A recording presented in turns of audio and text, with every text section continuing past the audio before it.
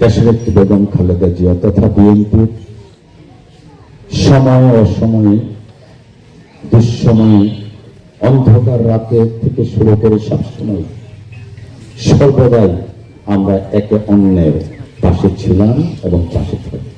দুঃসময়ের সহযাত্রী হচ্ছে আপনারা।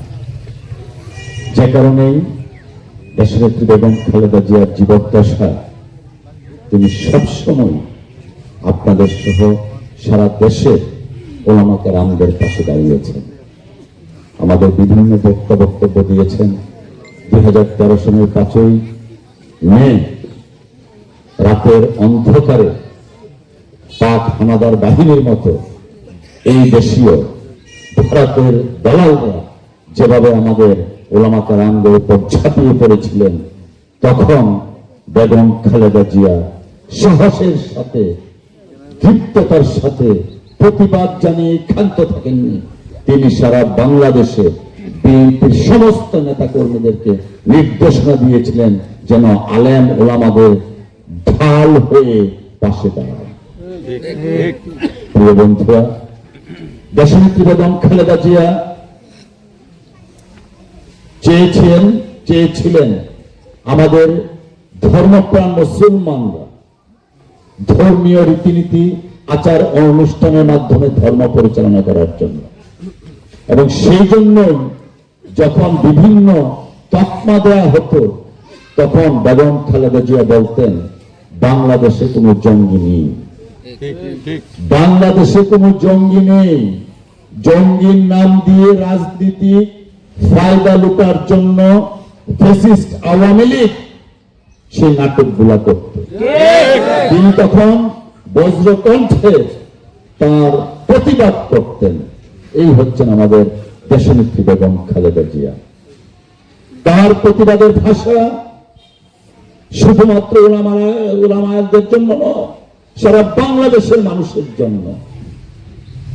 তিনি 91 সনের নির্বাচনে ওনারা আছেন, বলেছিলেন ওদের হাতে গোলামীর জিঞ্জির, আমাদের হাতে স্বাধীনতার পতাকা।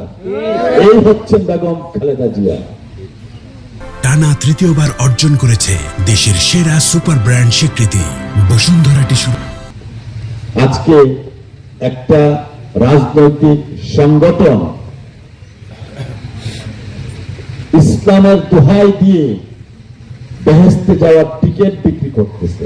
পত্রপত্রিকা আমরা দেখি যে কোনো একটা প্রতীকে ভোট দিলে নাকি বেহেশতে যাওয়া যাবে।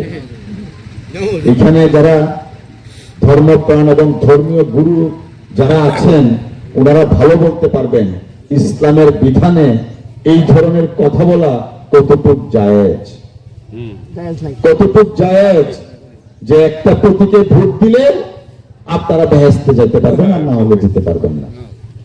আমি অত্যন্ত বিনয়ের সাথে অনুরোধ জানাবো, দয়া করে পবিত্র ইসলামকে রাজনীতির হাতিয়ার তৈরি করবেন না। বাংলাদেশের 90% মানুষ ধর্মপ্রাণ মুসলমান। সেই মুসলমানের তাদের এই মুসলমানটাকে আপনারা দয়া করে রাজনীতিকরণ করবেন না। প্রিয় বন্ধুরা, আমাদের বক্তারা বলে গেছেন যে আমাদেরকে দালাল বলে তাদের, তারাও নাকি আমাদের দালাল। আসলে আমরা কেউ কারো দালাল না, কেউ কারো দালাল না। হ্যাঁ, আমরা যদি দালাল হয়ে থাকি এদেশে 18 কোটি মানুষের দালাল। আমরা যদি দালাল হয়ে থাকি গণতন্ত্রের দালাল। আমরা যদি দালাল হয়ে থাকি স্বাধীনতা সার্বভৌমত্ব রক্ষার জন্য আমরা দালাল। আমরা তাওহীদি জনতার দালাল। প্রিয় বন্ধু আমার, এই কথাগুলো যখন বলি তখন তারা আবার অন্যভাবে ব্যাখ্যা করে। আমি আজকে এখানে যারা উপস্থিত হতে পেরেছেন এবং যারা উপস্থিত হতে পারেননি, সকলের প্রতি আমি অনুরোধ জানাবো, এই দেশ আমাদের, এই দেশের প্রতি ইঞ্চি মাটি আমাদের। কোন সাম্রাজ্যবাদের, আধিপত্যবাদের জায়গা বাংলাদেশ হতে পারে না।